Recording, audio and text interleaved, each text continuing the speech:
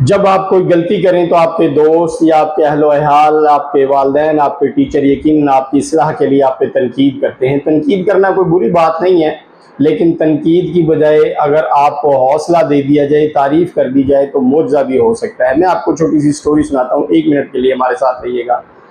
میں امریکہ گیا اور وہاں پہ میں نے ایک ڈاکٹر کو دیکھا تو مجھے لگا شاید یہ پاکستانی ہے۔ میرے ایک دوست کو چوٹ لگی تھی، اس کو لے کے ہاسپٹل آئے تھے، تو میں نے اسے گپ شپ کی تو پتہ چلا وہ واقعی پاکستانی ہے۔ اسے نمبر چینج کیا، ایک دوستی ہو گئی۔ تو ایک دن میں نے اسے پوچھا کہ ڈاکٹر صاحب آپ ڈاکٹر کیسے بنے؟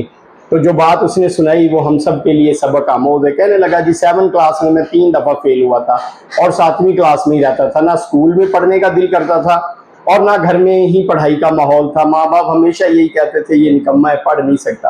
ایک دن میں ٹیوشن جا رہا تھا تو میرے استاد نے بہت سی کتابیں مجھے پکڑائیں گے، یہ ساری کتابیں فلاں جگہ فلاں بندے کو دے دینا۔ میں وہ بکس لے کے جا رہا تھا، رستے میں ایک خاتون اور میری عمر کا بچہ جا رہے تھے، تو خاتون بولی دیکھو یہ کتنا اچھا بچہ ہے، بکس لے کے پڑھنے جا رہا ہے۔ ان جیسے لوگوں کی وجہ سے ہی دنیا میں ترقی ہوتی ہے اور معاشرہ مثبت راہوں پہ چلتا ہے۔ بظاہر تو میں وہ بکس دینے جا رہا تھا، لیکن وہ بات مجھے اتنی اچھی لگی کہ میرے دل پہ لگی۔